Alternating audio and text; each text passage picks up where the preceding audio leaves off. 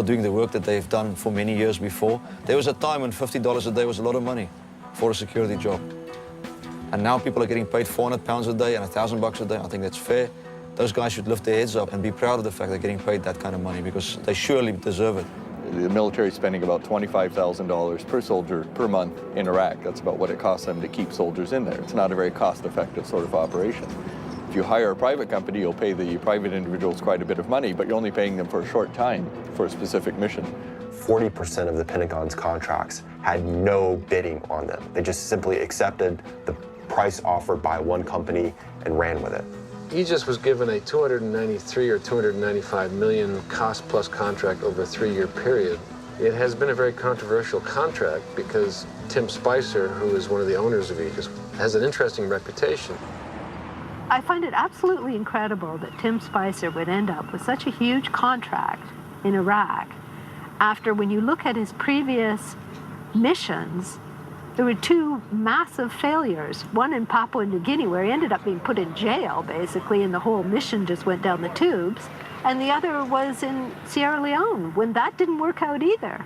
So, I don't know, it's like someone failing upward. You know, didn't work in Papua New Guinea, didn't work in Sierra Leone. Well, let's give him a big contract in Iraq.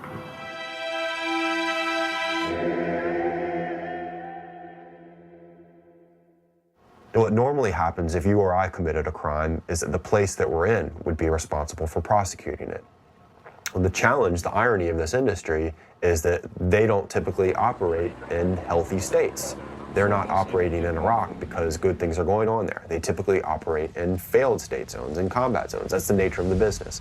When you're not specifically working for State Department, you can do whatever you want.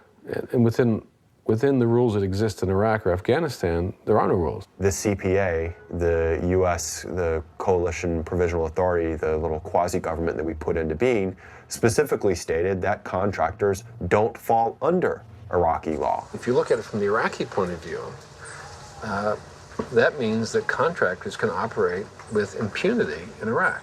Now, most will disagree with that. Most will say, no, we have rules and regulations and whatever. But the only rule that I know of is if you do something wrong, poof, you're thrown out of the country immediately. An insurgent essentially is a civilian. So if you get fired upon and you fire back and you kill an 18-year-old Iraqi kid, as soon as he drops down and hits the ground, he's a civilian. So you can go to, I mean, if it was a real country with real laws, the family would just sue you for murdering their son. It's not as though the military contractor sets as her or his aim, I'm going to kill people.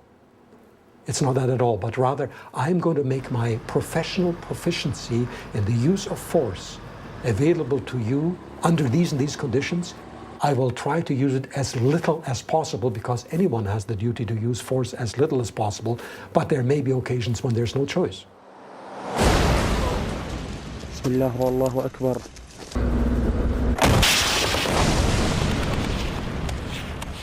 Private security contractors basically have rules of engagement that were provided by the CPA and now have been taken over by the Iraqi government. And the rules of engagement allow them to do essentially 3 things. They are allowed to protect themselves, self-defense.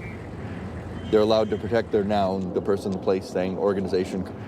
And they're allowed to protect Iraqi civilians under imminent mortal threat. جاءوا إلى العراق للحصول على رواتب مغرية لمساعدة الأمريكان واليهود الخنازير وتحطيم البنية التحتية للعراق. What Blackwater does is they gun up. They get very aggressive. So we had PCAM machine guns, which are belt-fed machine guns, on the front of each vehicle and on the back of the rear vehicle. We had at least 4 shooters with M4s. We had rocket launchers, hollow-point bullets and pistols. We had grenades, we had everything. We got 1 Iraqi, 1 American. So just in case one doesn't work, always fall back on American. If you're on an open highway, that's generally not an issue. You move, you utilize the left-hand lane when vehicles traveling in front of you are given ample notice that you're coming up behind them, so hopefully they move out of your way.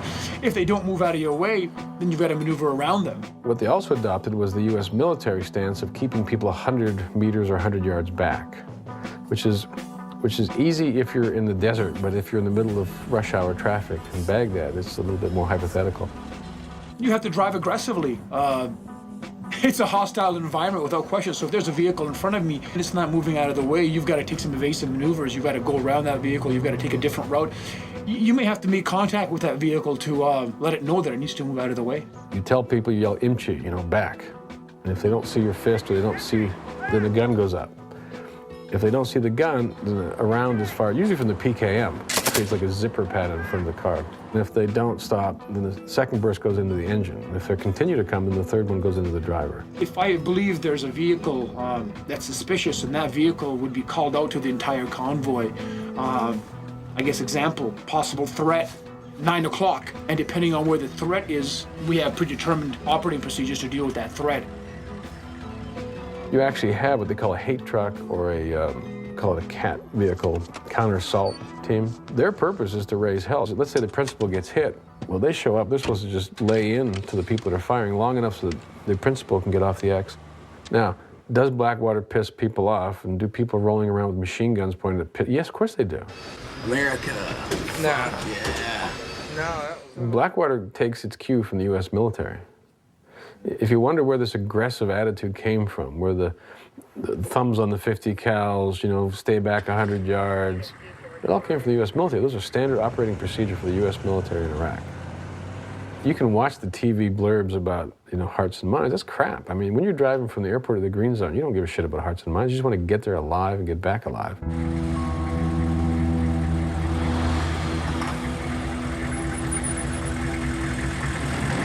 You'll generally find that, like, when you're running through these small towns, these people don't have poker faces. They know something's going to go down. Do one of two things. There'll be several people on the street giving you hard looks, or there'll be nobody on the street. When you see that in a reporter, then you know something's wrong.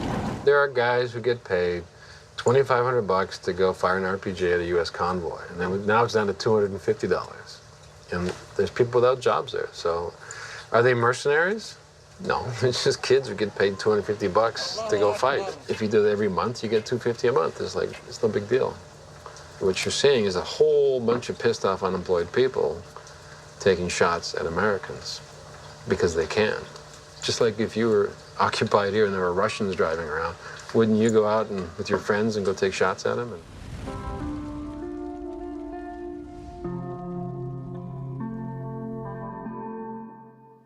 Generally speaking, the most common attacks for us were vehicle-based IEDs. So you may have an improvised explosive device, which would be an IED, inside a vehicle. That vehicle could have artillery shells in it. It could have explosives in it. And then it's wired to explode at a predetermined time, or possibly the vehicle will roll up on a convoy and detonate when it's next to a convoy.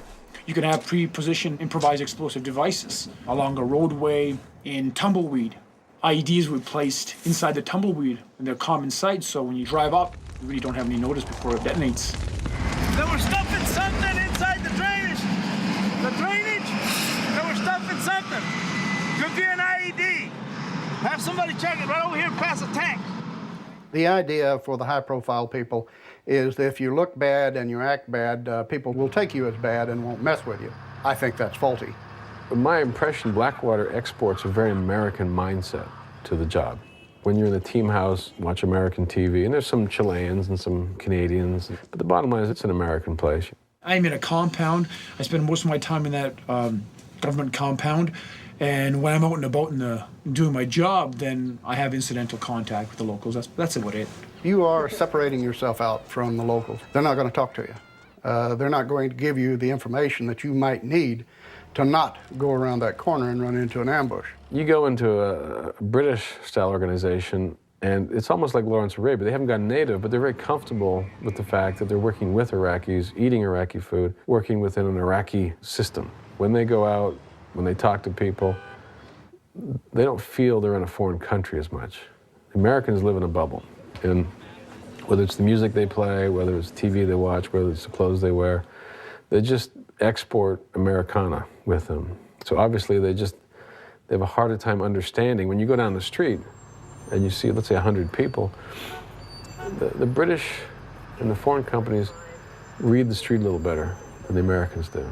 The more aggression you create, the more people that you zipper in front of their cars, the more people that get shot up, It's just at some point it's going to come back to you. I mean, they're working in Middle East countries. It's not like you forgive somebody because they shot up your car. Bang bang. امريكي انا وياه اطلع على الامريكي بعد تشيك. انتوا عجبت تفاجئت. Yes. Yeah. You get too close, we shoot. Did you hit his car or did you shoot in front of him? I shot in front of him. It may have fucking ricocheted and hit his car, but exactly. Piss on it, right? وإن شاء الله تتحطم كل آمالهم لأنهم مرتزقة. George Bush has created the ultimate entrepreneurial / Wild West scenario in Iraq. I mean, if you've got a gun and you're for hire, there's work for you.